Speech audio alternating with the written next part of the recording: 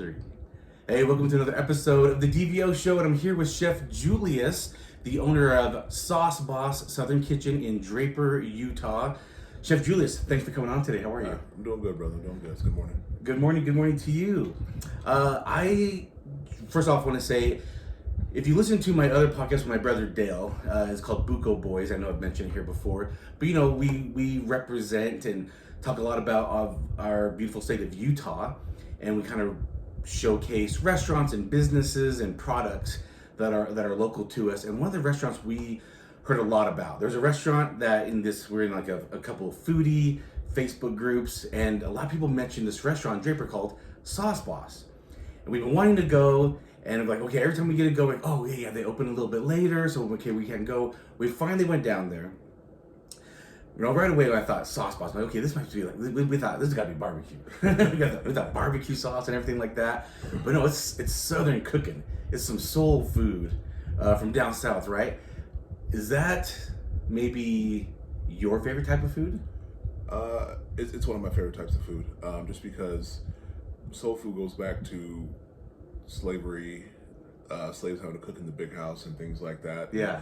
And when they were freed, they had nothing else to pass down but the cooking methods. So, you know, I believe any African American person in the country knows soul food. You don't have to be from the South to do it, because it's something passed down from your ancestors who were slaves in the South. It's one of those truly American forms of food that came from, you know, hardship and pain, and something that's now celebrated.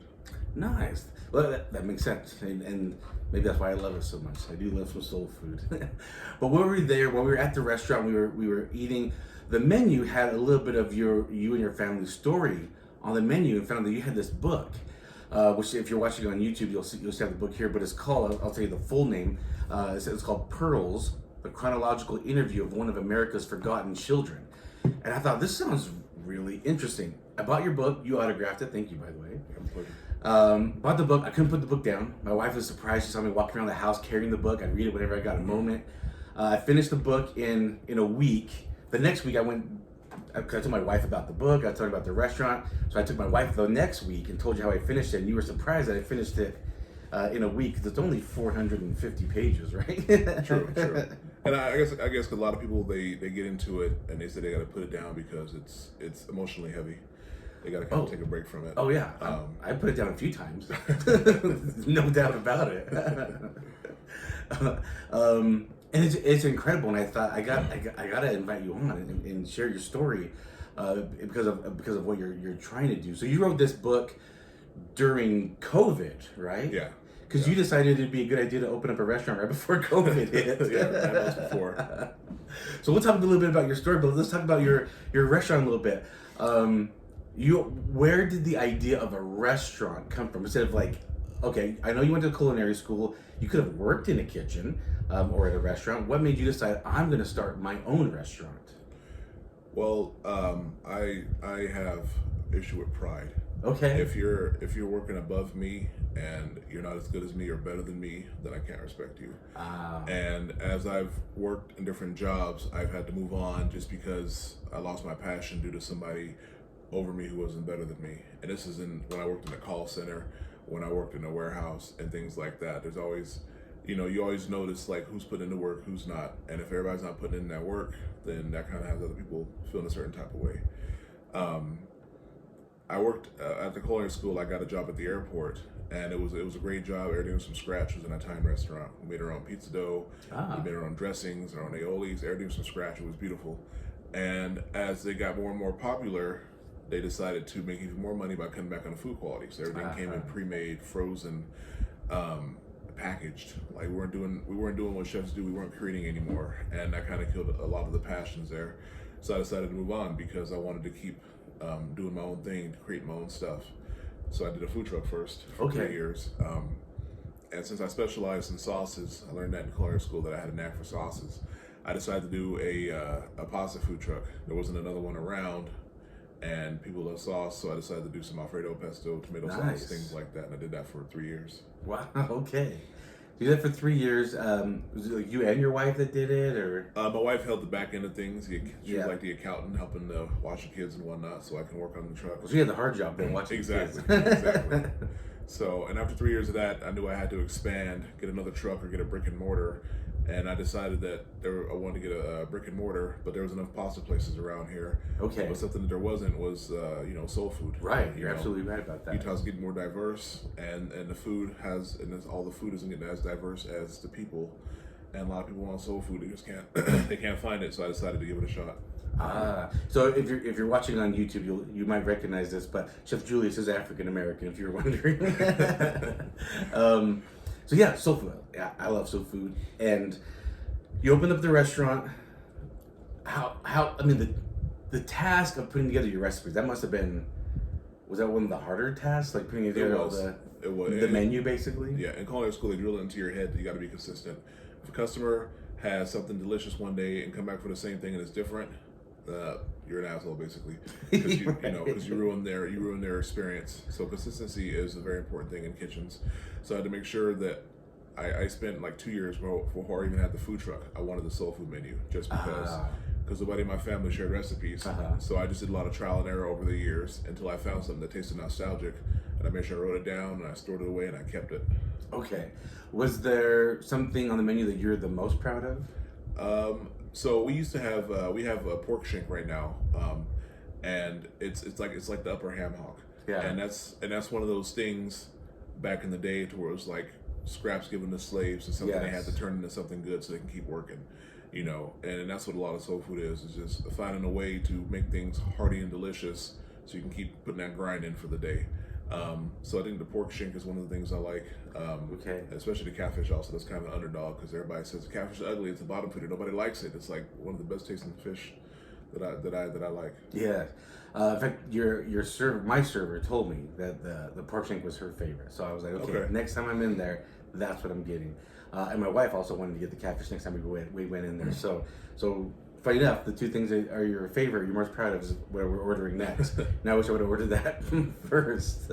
Let me tell you what my favorite thing on the menu is: candied yams. Nice. Amazing. Nice. Those are good. Yeah, it was like one of those things where after me and my brother ate, I'm like, this is like Thanksgiving and Christmas had a love child, and that's what it tastes like to me. It's amazing. Awesome. It was so good. And then, like I said, when I was at the restaurant, I bought your book, couldn't put it down. Let's talk about it a little bit, and we'll come back to the restaurant. Again, I'm trying to think where do I start with this. It's an incredible story.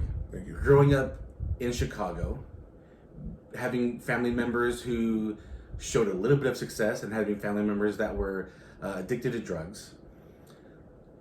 Bouncing around from Chicago to Salt Lake to Ogden to Chicago, back around and around, living from eviction to eviction, from homeless shelter to crack house. Racism comes along, hunger comes along. I mean, the title itself, again, of your book, the chronological interview of one of America's forgotten children, because that's probably a feeling you felt. Reading the book, I can tell you that's definitely a feeling you felt. Writing this book, so you open up the restaurant, COVID happens, you have to kind of close down a little bit. Yeah. You decide, I'm going to write a book. Has this book been on your mind for a while, and this just gave you the time to do it? Well, I've been journaling. I was journaling at first. Okay. I had met somebody. I went to a foot zoologist. Basically, everything your body sends to your feet. She has a lot of pressure points and talks about different things. And she said that I had physical ailments in my joints caused by emotional damage. Interesting. And so basically, I was carrying my past traumas. Everybody carries stress, certain ways. Some people in their back, some in their shoulders. Mine's my shoulders. And obviously, I was carrying mine in my joints. And she said, you have a lot of emotional stuff you need to deal with, so you should try journaling. And so I'm like, all right, I'll try journaling. And I've always, like, since I was probably 15, 16, I've always tried to write down my feelings, write them out. That's good. Because I know this hold up inside, they kind of turn into anger towards other people. Right. So I just got more strict with my journaling, make sure I did it every day instead of just when I was feeling overwhelmed. And at this point, I had about 100 pages, and I let my wife read it, and she had a hard time reading it, and she goes, "Well, you should further this along. You should do something else with it." And I'm like, I should just do my whole life chronologically and get all my trauma out, and then turn it into a book. And I like your process with this. It's almost you are interviewing yourself in a way. Yeah. So it's like your alter ego, Mr. Thompson, interviewing Julius. Yeah. You. Yeah. I like that approach. I thought that was a really good approach. Thank you. I just figured there was a lot of things that people would understand in the book, so that'd be a good way for me to define what certain things are. Yeah. The drug nomenclature and situational issues. Having somebody who would be from like a blue collar family, white collar family, and what the how they would see it compared to how I lived it and saw it. That makes a lot of sense. And in fact, when you're looking at the cover again, it's there's a lady holding a pearl or touching her pearl necklace she's wearing, but the pearl necklace kind of erodes a little bit, and in fact her neck where the necklace is also erodes a little bit. So people are wondering, what are pearls, Julius? Chef Julius, can you please tell us what your opinion of, or what your definition of pearls were? Yeah, and a good job on the cover. I have an artist that works with me. And as the pearls get towards the center, they turn into crack rocks. Yes. And as she's touching them, she's decaying. So pearls was another word for crack cocaine. That's not like a common term, right? That's what you thought. That's what I thought. Just because when I was younger, we were reading a book in elementary called The Pearl, and I don't know if you ever read that book. I did, yeah. Yeah, and then the guy finds a giant pearl, and he loves it, and he tries to hide it because it's so precious. And I noticed drug addicts in the crack house that I lived at behaving the same way with crack. That makes sense. They would hold it and take care of it and cherish it and just love on it, instead of holding us and taking care of us and things like that. And I thought that was a pearl. I thought it's the same as in the book. It's a pearl. He's got a pearl. And so that's what I call it. It has many names. Some people call it rocks.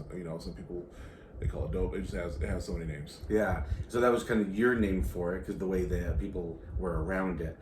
So you grew up in Chicago. Were you born in Chicago? Yeah, I was born in Chicago. You were born in Chicago. Grew up a good early part of your life in Chicago, and then you had to move to was it Salt Lake City or just? Oh yeah, it was in Salt Lake. It was in Salt Lake City.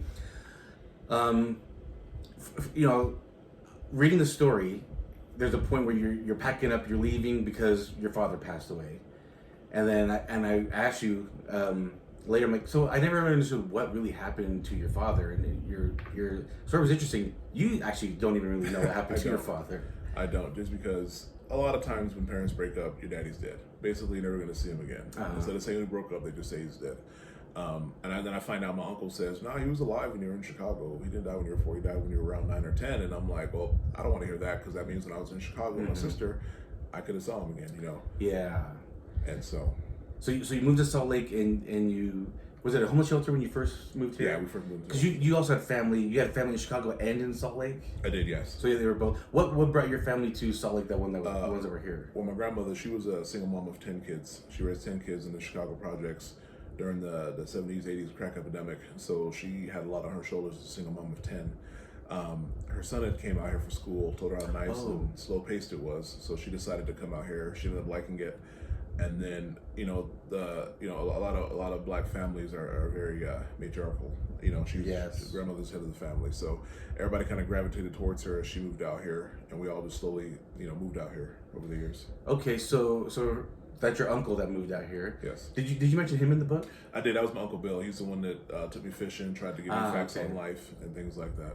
Okay, so that was where you saw some success of family structure here, but you didn't like really stay with them to be around that often. You're a lot of times around with your mom, and she kind of had her troubles, I guess you could say. Is that how you defined it? Yeah. I would just hear her troubles or her addiction. And I think addiction is it's also a mental issue, and I think we kind of disregard that. Oh yeah. The mental hold it has on people. But yeah, that's what I would refer to it. I was listening to an interview with someone who was a recovering alcoholic, and they said something to me, like they defined their addiction in a way that kind of made me like understand what they're going through better, still not understanding it exactly, but having a better understanding. Where he was saying, for an alcoholic, when they want to drink, and you're like, we're here based in Utah, alcohol stops being served at a certain time. And so when you say, oh, let's go get a drink, oh, they're closed, for most people, like, okay, well, maybe tomorrow. Where he's like, okay, maybe I need to drive to Nevada or Wyoming. I need to drive like 4 to 6 hours just to go get that drink now. Yeah. Like that's like his mentality. that he would go through. And it's like, oh my gosh, I wouldn't even thought of that, right? I would have been like, okay, well, I guess I can't drink tonight. But their mentality is, no, I need to drive 46 hours to get this. I got to do whatever I can to get this. And so maybe have a better understanding of it, but still, I can't understand it because I've never had that kind of addiction. So that's incredible. Growing up, this is where it might get a little heavy, eating moldy bologna sandwiches, scraping gum off the floor, to now being a chef, getting, is it called a culinary degree? Is that what it's called? Okay, getting your culinary degree and becoming a chef. Is that where your love of food comes from? Is just maybe from the lack of? I think that's a huge part of it, definitely. Okay. Not having something makes you appreciate it more when you do have it. Right. Whenever I go to a relative's house and they were cooking, or somebody could share a meal with me, it made me appreciate it more. The flavors, the amount of it, the freshness of it, and things like that. And so, but that's definitely a big part of it. There's a couple stories in the book where you had a little Asian girl. That was your friend, and they invited you in, and you got to try different flavors, stuff you never had before. You talk about your grandma's cooking, where everyone's in the kitchen, and you're just watching her. Were you taking mental notes as you watched her? I was literally recording every situation in my brain, just because you get to see the love they put into the food. Even my Asian friend, the love her mom put into the food for her children every day, for her husband when he got home from work, that was a lot of passion. And for her to invite me over randomly, this random kid who just, sits out and peeks in the window, it was great. And then my grandmother, she cooked for 10 and she never really learned how to cut her portions back. So whenever you visit her, she'd tell you there's a little bit of food in the fridge if you're hungry, and things like that. And you can just taste the love and passion that she put in that food. Oh, I bet. The Asian friend, what do you know what nationality were there, or what kind of food it was that you had? I believe she was Chinese, and it was like a chicken noodle dish, and I can't remember the name. It was like a chicken lo mein, almost, something like that. Okay. I can't remember the technical name of it. That's what she told me it was when I tried it, and so and even though it was a great thing at that point in my life, it made me sad. This meal did, because I knew like I would probably never have a meal like this again, or that I couldn't have this every night like my friend did. Yeah. I mean, the book's heavy, bro. The book's heavy in a good way, because it's. My wife is from a different country. I have a lot of family members from a different country, and it's third world, and you get to see impoverishment and kind of how they grow up. And one of the goals my wife has was one thing that's near and dear to us is Christmas.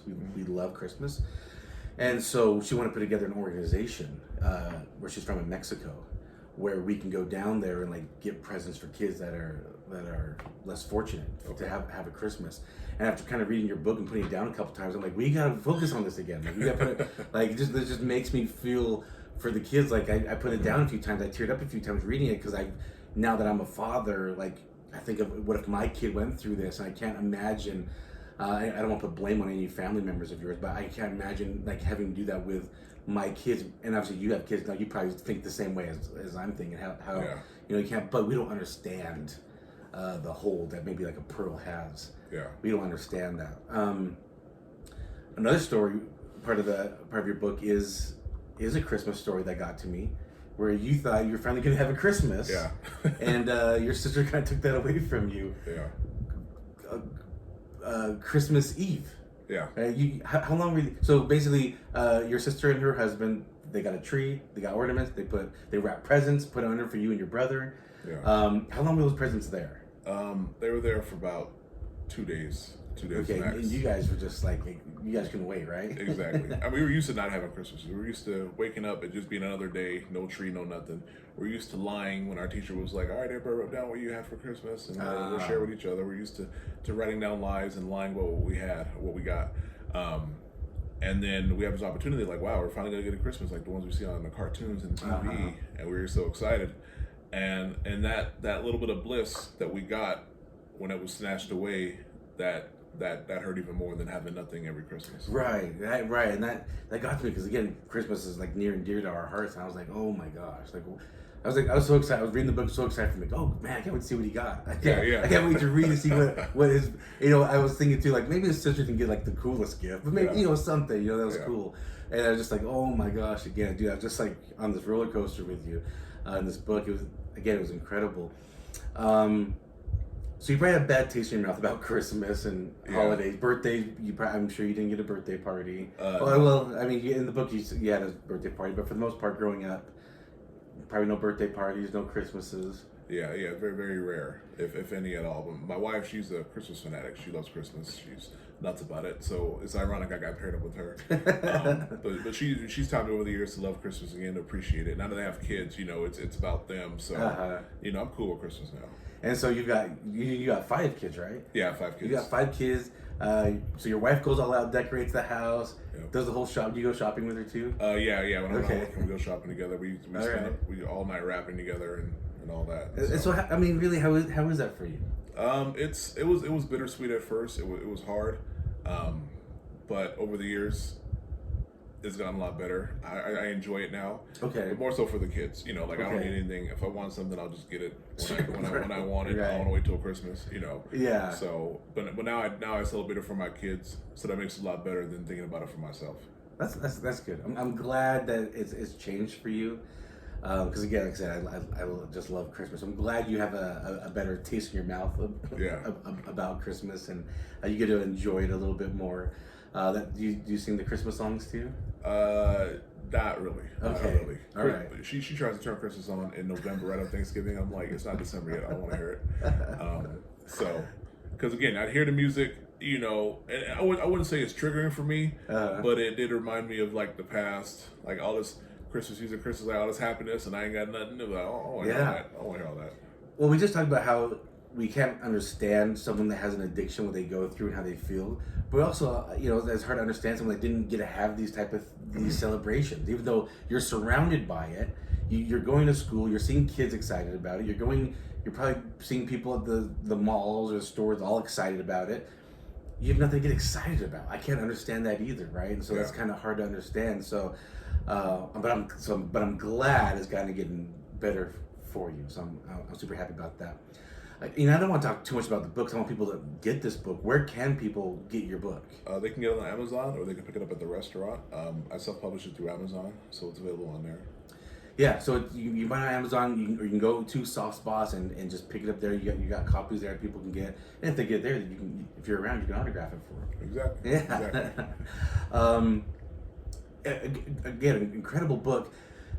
How was it like going? I'm trying to word this right, and delicately. Like going to homeless shelters and you're seeing other kids. Would you see some of these kids and also sometimes think maybe you weren't as bad as you thought you and your brother were? Because most of you and your brother were together. Yeah. You had a few older siblings, but did you see some of these kids and think, well, we don't have as bad as them, or you still like we're all in the same boat here? We kind of saw it as all in the same boat. Okay. Like we would just, we introduce ourselves, we would play together, but we all had that, even though we're playing and having fun as children, we all had that same look in our eyes. We all had that look like this isn't how life should be for us. Yeah. We want something more, we want something better. And then like one of the chapters talk about my first girlfriend. Yes. And, she was a victim of sexual abuse by her father. And I call her girlfriend because we shared a kiss, But at the time we would just sit for hours, just hold hands and just stare off into nothingness. We were all looking for a connection that our parents were giving us. They were connected with the drugs, and we were trying to connect with them, and all we really had was each other. A bunch of just sad, poor kids in the shelter. That's where I was going to go next, and I'm glad you brought it up about your first girlfriend. Like that was another one that made me put the book down. Reading that, I was like, I teared up. I'm like, okay, I got to take a break here. You didn't really say what happened, but you definitely hinted at what happened. Yeah. In the book, and exactly what you just said. And it was just like, oh my goodness, because that's what I've got girls, and the first thing I think of is something like that happening with them, and I can't imagine anyone doing anything to them, let alone me. Yeah. And so, I mean that was an incredible story. Growing up, like you hear you growing up in Salt Lake, and like I know the areas you're talking about in the book, but still I was still shocked to hear some of these stories. Like I didn't know this was happening around, because we're about. I kind of piecing the timeline. We're about the same age. We're probably a couple of years apart. And I was just like, oh my gosh, because you hint at a couple like cartoons and stuff. Like, yep, that's what I watched. And then you hint at 9/11. I'm like, okay, I know exactly where we're about. But some of these stories, I'm like, I can't believe this is happening. I can't remember. I can't believe like there's like crack houses where people are just coming in, wandering in, hanging out, getting high, passing out, and then just get up and leave, or just be at someone's house, because like you talk about your mom's gone for like a week at a time. Yeah.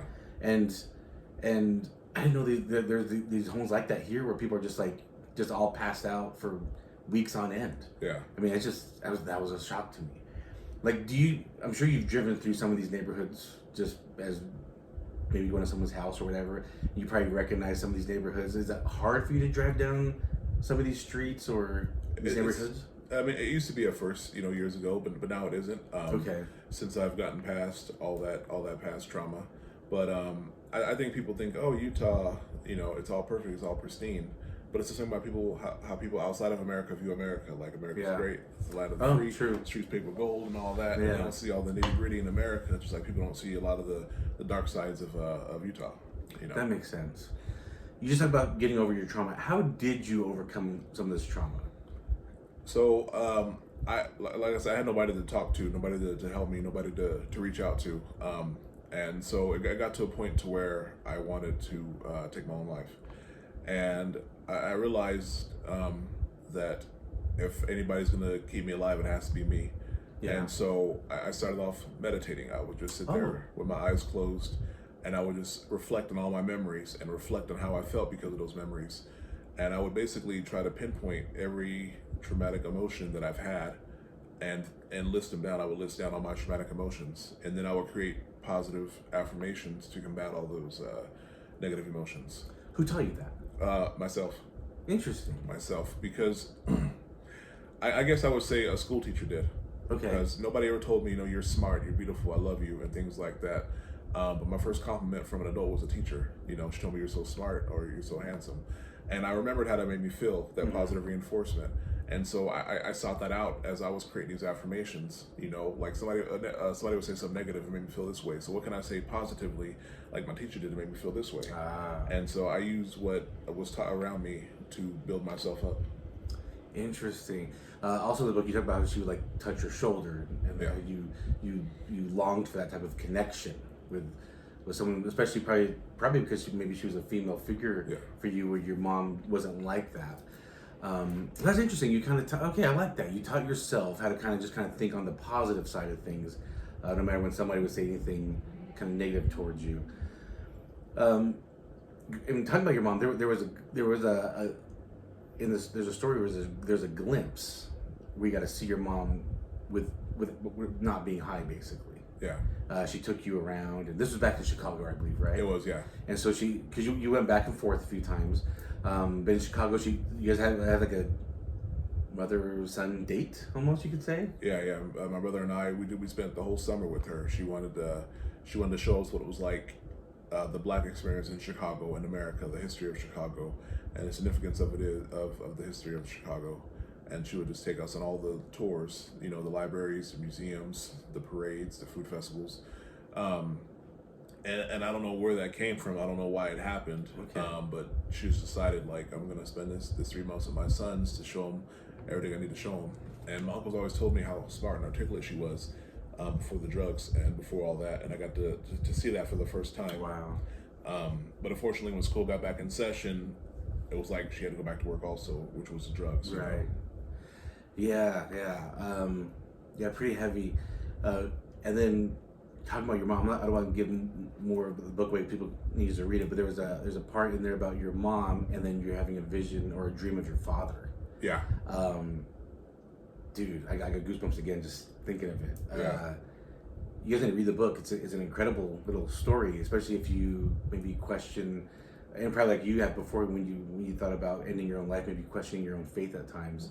This was a pretty cool little story right here, and that one got to me too, about the dream of your father and your mom.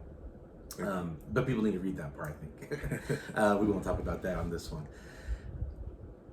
So now And then, well, okay, let's fast forward a little bit. Talk about your wife. You mentioned her now. So you met her at a club, right? Yeah, club. Not the typical story you're thinking of, Yeah. but if you met her at a club with your cousins and then her, and were you still in school at this time? No, I was out of school this time. You were out of school at this time. You did graduate. I did graduate. Yes. What was your GPA? 4.0. 4.0 GPA. All right. It's hard to understand you had a 4.0 GPA after hearing what you went through, not having many clothes, not being able to afford supplies. You had to make your own way to get some school supplies, and not having a way to get to school sometimes besides walking. I guess you could say I was addicted to the positive reinforcement from teachers. Yeah. Teachers, they give praise to all the higher earning students, not the lower earning students. They get more ridiculed. They don't get as much praise. So I always did my best in school to keep getting the props and the positive reinforcement from the teachers. I was feeding off of that. So that was part of the reason. Me growing up, if you were like trying to get good grades, where I grew up, they always would call you a goody two shoes. Yeah. Did you ever get that too? No, I never. That's what I thought was interesting. People didn't really bother that you were getting these great grades like your friends. I was always a big dude. Nobody really wanted to. Okay. To kick that hornet's nest. Okay, that's good. That's good. I'm glad you got that positive reinforcement from somewhere. And I'm so glad it came from like teachers. How do you look at teachers? Do you look because there are also parts in the books where you got a little callous you get callous towards teachers. You got maybe they're trying to feel sorry for you, but also you wanted that recognition. Like, how do you feel towards teachers, like growing up and today? Well, regarding the callousness towards teachers, when you when you grow up how I did, you have to wear this armor of callousness. Anybody that's seen as showing kindness or love towards you is seen as you think I'm weak. You think I need you. But if you praise me for something that all the other kids should be doing, that's basic. I can understand that, because all of us kids are working, we give us all praise. I can understand that. But going out of your way to help me, I get suspicious. That's just how it was. Okay. But teachers have a tough job, And recently, for my birthday this year, my wife found all those teachers. Oh. Those 3 teachers I mentioned in my book, and they came to the restaurant for my birthday. And I got to sit down with them, and it's been 25 years. And I got to sit down with them and talk to them. It was really emotional. It was a great day. That's pretty cool. It was really cool. She went through a lot to do it, and I appreciate her for that. And they all remembered you. Yeah, they all remember me. Because in school, I mean, how tall were you maybe then? Probably like 5'10". Okay, but taller than all the other kids at that age, right? So you're 5'10", you're black in Utah, and you're like what, one of 2 or 3 other black kids in the school, maybe? Yeah, probably one of 2, maybe. Yeah, so they probably remember you. Yeah, you kind of stand out. So that's cool. I think that's really cool. It was cool. And I'm glad you're able to get that recognition. I'm glad you're able to kind of go through your trauma, because I'm curious, what for you, what kind of trauma was there? There's the trauma of not being loved or shown affection, trauma of not having food. You also went through your own sexual abuse. Yeah. Was that like kind of the stuff you had to go through? And did you seek professional help, or kind of what you went through, like your meditation, did that kind of help you? Yeah, I didn't seek professional help. Okay. Just because I didn't know who to go to, who to talk to. And this was until I was like 18, 19. I still didn't think about therapy or counseling and things like that. I just thought about getting over my traumas. That's just what I kept focusing on. Because I noticed that people who are traumatized, they tend to enact that trauma on other people, hurt other people. Yeah. And kind of thing. And so I didn't want to be that person. I don't want to make others suffer because I suffered. And so I would work hard, and I would meditate every day, and I would just write things down and get these feelings out of me. Oh, nice. How therapeutic was the book? It was probably the most therapeutic thing I've done. All this stuff was inside my mind, inside my heart, and to finally get it all out, to the world, it was very, very, very therapeutic. I felt so much lighter after I got it out. Do you get a lot of feedback from people reading the book? I do. A lot of people enjoy it. A lot of people are curious on the process I took to get from there to here. Some people, ironically, there was one person who didn't see the racism part as racist. They didn't, which was hilarious. The N word, they didn't find it very yeah, racist. exactly. Throwing beer cans at a little 9-year-old kid. They didn't. Yeah, they didn't. They saw it more as they were troubled and bullying. But some people don't like to admit the racism happens. Yeah. So that was ironic. But yeah, always positive feedback. People enjoy it. Some people can't finish it. They read a couple of chapter every other week or something like that. So yeah. There's also that's kind of a good feedback, I think. Yeah, definitely. Because that means they're feeling what you went through. Okay, I'm glad to hear that. I'm glad that was very therapeutic for you. You've got kids now. You've got 5 kids we talked about. Do you overcompensate? You think like loving on your kids? How's your relationship? You don't have a role model of affection. Yeah. To do that with your kids. What's it like for you? So I had to go about it from a different angle. I had to use all the examples I have had and do the opposite. I knew what I didn't want to happen to me, so I wouldn't do that to my kids. Having my first kid was hard at first because like I had to connect with the emotions of love and affection, the stuff I locked away to protect myself. I had to open that box up and let those things out. So that was hard. But as she got age 1, age 2, kids love you endlessly, right? And all that love she was putting out, you have no choice but to reciprocate it. So that she taught me how to love her as a father, and the more kids I had, it just grew. And it started with my wife. She initially taught me how to love as well, because she had both parents, good home and everything like that. That was good. Good dating your wife. You got to see their family core, right? Yeah. Like you said, she had, how many siblings did she have? She just has one sibling. Oh, one sibling, but her parents were still together. Yeah. So you got to see that. So you had some type of role model there. That's good. You were able to. Well, reading the part of the book where your daughter's born, your first daughter's born, your first child's born, that got to me too, because it reminded me of when my child was born, and so that was I think that was one of the happy tears from the book. was that part right there. So that was really nice to kind of see you go through that.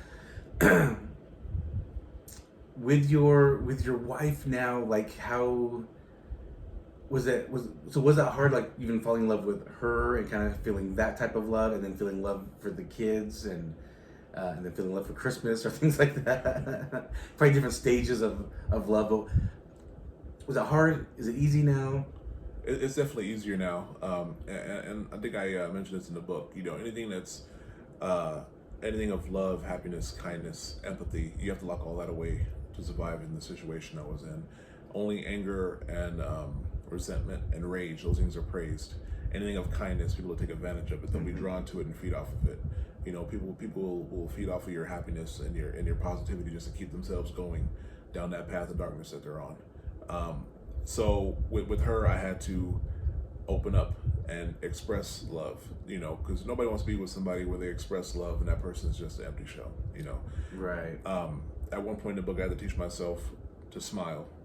Right, I remember that, yeah. And to feign interest, to feign happiness. But the more I do it, the more genuine it became, and eventually became genuine regarding her, regarding the children and things like that. So now it's easy. That's good, man. I'm so happy to hear that. You kind of, financially kind of struggled with your wife. So just when things are starting looking good, things, kind of things happen, like you lost a job at some point. During your struggles, or financial struggles, any bologna sandwiches in the house? No. Is that something you will never want to look at ever again? I don't know. I mean, I probably won't. Yeah, like hearing your story, like I never want to touch a bologna sandwich ever again. I would touch a bologna sandwich before I would touch those wheat thin crackers. Oh, okay. Remember that chapter? Yes, yeah. I'd eat those for an entire week, and I'm just like, I haven't touched those. Your tongue was burnt. Yeah, I haven't touched those in 20 years. So. Well, so you're talking about your extra support as you get this business going, you get the food truck going. What made you? I guess I didn't catch what made you stop the food truck, but then go, oh, because the brick and mortar, you want to do the brick and mortar, kind of lean towards brick and mortar. Yeah. But then you decide not Italian because there's enough Italian around here. I'll go soul food. That's a little different. During culinary school, how that's something you did during culinary school? As far as soul food. Soul food. No, culinary school they would teach you the basics like knife skills, making soups and things like that. Okay. We were doing hollandaise sauce, and everybody in class they ruined their hollandaise sauce. I was the first one to get it perfect, and my chef instructor was like, "Wow, you got a knack for sauces. You should keep working on that." And I'd always loved sauces. I just never knew that it was becoming easier for me to create them. And so when she had acknowledged me for not breaking my hollandaise, that's when I started to be more sauce focused and in that field of culinary. Now, before you went to culinary school, you're going to become a pharmacy tech or a pharmacist. Yeah. That's crazy. So you were like, hey, I'm going to look at all the negative effects of drugs on my life and find the positive way where I can heal people with drugs. So you became a pharmacist. Like, so you were working to kind of pay for your school. Is that how you did that? Yeah, I first did my pharmacy tech, and then I was 2 years into my bachelor's of science, and I'm like, I'm only doing this for the money. I'm only doing this so I'm not broke anymore. I should do something that makes me happy, So I kind of I wouldn't say I wasted time doing all that schooling because it did make me more intelligent, did help me learn things, but I decided to just throw all that pharmacy stuff aside and focus on culinary because that's what is near and dear to my heart. Ah, okay, all right. That's pretty cool though. It's still a good idea though. I mean, obviously pharmacists make good money. Obviously, growing up you had no money. You kind of had to hustle your way to get money, including selling drugs at one point, which is funny enough, right? Something you hated. It was a way for you to kind of try to have some money to survive in some way, providing food. But again, you couldn't deal with that. You couldn't be around that. You didn't sell drugs long, right? Like no, it wasn't long. It was my aunt put a stop to that. So good. So you went like, okay, I'm going to go a different route with drugs. I'm going to heal people. So I can see where you went two ways with that. One, I'm gonna do drugs for the positive, and two, I never want to be broke ever again. I never want to have this feeling ever again. But then, where's my passion? My passion lies in seeing people eat. There's a part of the story in the book as well where you talked about how you would eat with humility. Is that how you phrase it? Something like that. But you were humble to have food that you could actually savor and enjoy versus just finding scraps. Exactly. Yeah. And so I like where you went with that with the restaurant. So you open up the restaurant, and then COVID hits. You write the book, but how were you financially during COVID, or how was that for you? It was rough. I think Utah, lost almost 500 restaurants. Yes. Mom and pop restaurants. Yeah. So it was rough. Our sales went down over 50%, which is hard right when you open. You have all your opening expenses, and then you get hit with a whole entire year of 50% less than you should be making. It was rough. We did takeout only, and I think because there's not a lot of soul food here, and this is something that's like strong and flavorful and fresh, I think people were drawn to that. And people will travel all over the country and they find Southern soul food here and they get really excited about it and they come out to support it. Yeah, you can definitely taste the freshness. There's no question about that. It's amazing. In fact, you get to me how this happened. Chef Guy Fieri came to your restaurant during an episode of Triple D, Diners, Drive-Ins, and Dives. How did that come about? A lot of customers recommended it to the show, and then they called me out of nowhere. It was probably like March, and they would just give me a 1-hour interview, and then they said, all right, we'll be in touch, and that was it. And then 6 months later in August, they called and said, hey, we'll be there in 5 days. You got to shut down for 2 if you want us to come out. And I'm like, well, I'm not going to turn this down, So I shut down for 2 days, and then they came out, and we just did 2 14-hour days of filming. Wow. All for 8-minute spot on TV. Yeah, it was a small spot. Because was he doing other restaurants in Utah, or that was just he was on his road somewhere and he stopped? He said they had 24. They had like 60 restaurant ideas, broken down to 24, and then picked 6 out of that 24. Okay. So they just kept breaking it down to the 6 restaurants they thought would be the most elaborate to put on the show. Okay. I like how when you were getting your chicken wing ready, you called it a pterodactyl. That was pretty funny. In fact, that's what I got last time I was there. So I was like, I gotta try the pterodactyl wing that Chef Guy Fieri was talking about. So good. So that's pretty cool. Has that helped you, like having Guy Fieri there? Did that kind of help business, or could you get? Is it hard to kind of gauge? I think it's helped. It was right around the second. It was like around the Omicron is when it aired. Oh, okay. So it started to help a little bit. Then Omicron hit and it kind of dropped a little bit. But every time it re-airs, we kind of get a uptick in customer flow. Ah, okay.